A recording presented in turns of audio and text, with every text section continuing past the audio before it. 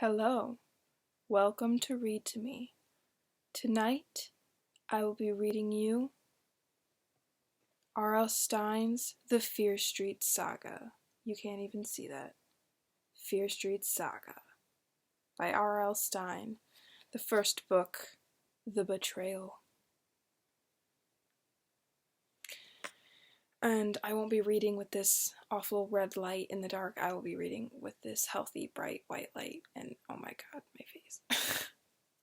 Sorry.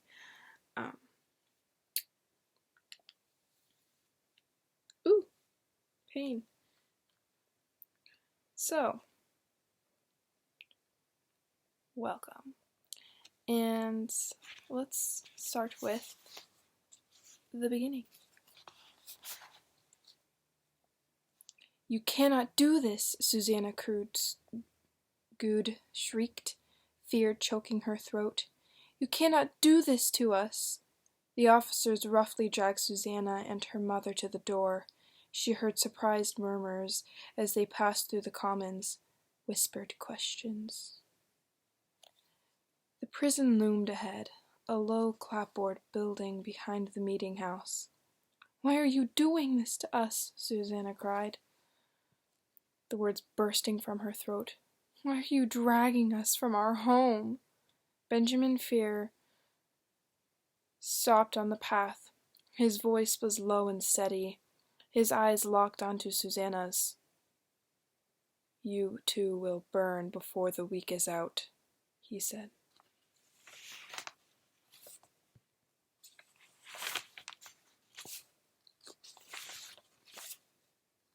The Betrayal. Chapter 1. The Vintage of Shadyside. 19,000. The fire roared like thunder. Above the choking clouds of black smoke, the night sky brightened with a wash of angry scarlet. The flames tossed and crashed like ocean waves, rolling over the blackened mansion, pouring out every window, seeping up the walls and over the roof until the house was nothing more than the dark core of a raging fireball. Staring down at the fire from the low hill that overlooked the wide lawn, Nora Good pressed her hands over her ears, but even with the fire's roar muffled, she could hear the screams of those trapped inside the blazing Fear mansion. The screams of everyone she knew, of everyone she loved. "Daniel, come out!" Nora cried, her small voice buried under the avalanche of terrified shrieks, anguished moans, and the unending roar of the spreading flames. "Daniel, I'm here! I am alive! I ran out! I escaped the fire!" Nora shouted. "Where are you? Are you coming out too?" The flames roared louder, as if to answer her. Nora's entire body trembled in dread. She lowered one hand to the amulet on a chain around her neck. The fire had already blazed for more than an hour. Daniel wasn't coming out. No one was coming out. Only minutes after the fire had begun, the Shadyside volunteer firefighters had pulled their horse-drawn water truck onto the lawn of the mansion, but the flames had already swallowed up the entire house. Their faces revealed horror and awe. The firefighters stood by helplessly and watched with the other townspeople who had gathered on the low hill, huddling in small groups, their faces red in the light of the flickering blaze. "You are not coming out, are you, Daniel?" Nora said. "I'll never see you again." She shut her eyes, but even with her eyes closed, she could still see the angry red and orange flames tossing across the inside of her eyelids. Squeezing the small round pendant tightly, Nora sighed. A silver amulet with its sparkling blue jewels, held in place by a silver three-toed claw, like those on a tiny bird's foot, had been given to her by Daniel Fear as a token of his love.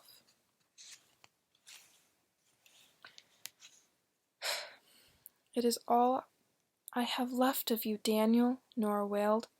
Voices rose around her, close by, louder than the thunder of the flames.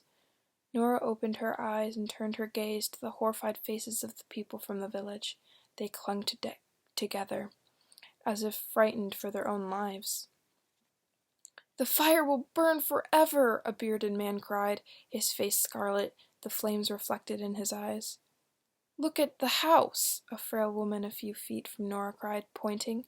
"It is covered with flames, but it does not burn." "It looks as if the sky is on fire," screamed a little girl, hiding her face in her mother's dark skirt.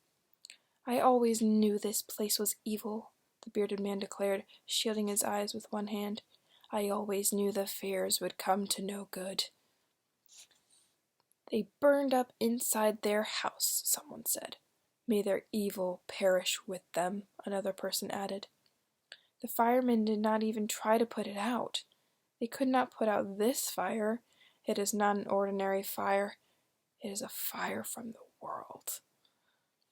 The evil of this house feeds the fire. The house is cursed. The ground is cursed. No, please, stop it. Stop it," Nora shrieked. Unable to shut out their voices, she began running toward the house. Her cloak flapped behind her as she stumbled down the hill and over the lawn. Slipping on the dew-wet grass, she could feel the heat of the fire on her face. Strange shadows flickered over the lawn against the reflected scarlet night. "Daniel, why is your family so cursed?" Nora cried as she ran. "What kind of evil brought you and your family into this fiery end?" Nora's long dark hair floated wildly above the flapping coat. As she ran, she held her arms out as if ready to embrace the flames. "Who is that? Where is she going? Somebody stop her!" Alarmed voices rang out from the crowd. Panting loudly, Nora raised an arm to shield her eyes as she ran. She could feel the precious silver amulet bobbing against her throat. "Daniel, are you in there? Daniel! Somebody stop her! Has she gone mad? Who is she? Is she a fear?"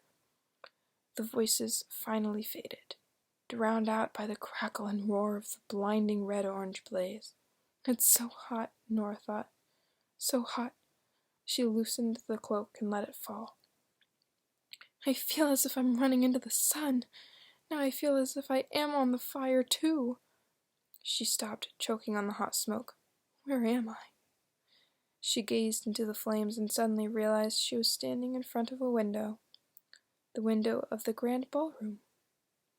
The tossing flames made the window glow.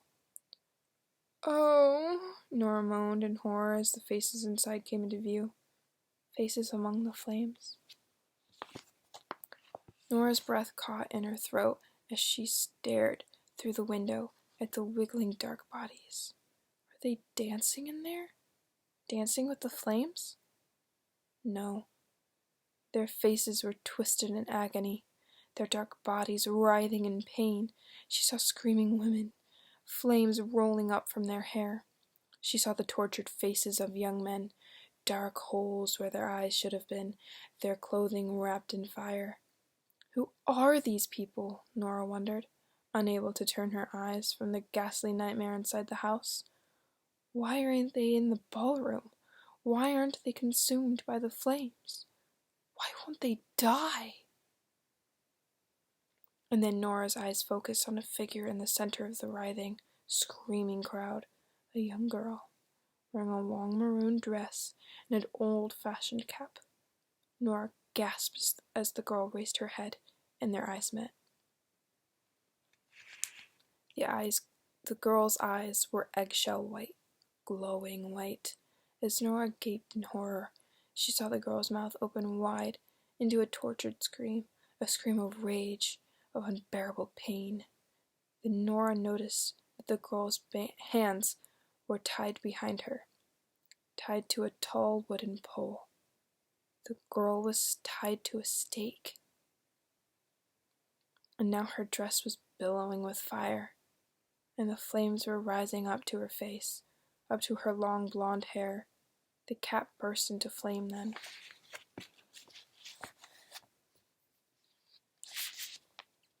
Struggling against the stake, the girl shrieked as she burned. Then with a low explosion, the flames hid them all behind a rippling yellow curtain. The window burst, glass shattering and flying out, the fire's roar rumbling over her, and still Nora stood motionless, staring where the screaming girl had been, staring into the wall of flame, staring into the bright, dancing horror. Now, that wasn't chapter 1. That was the intro, the introduction. Sorry. Well, thanks for listening. I hope you enjoyed, and go ahead and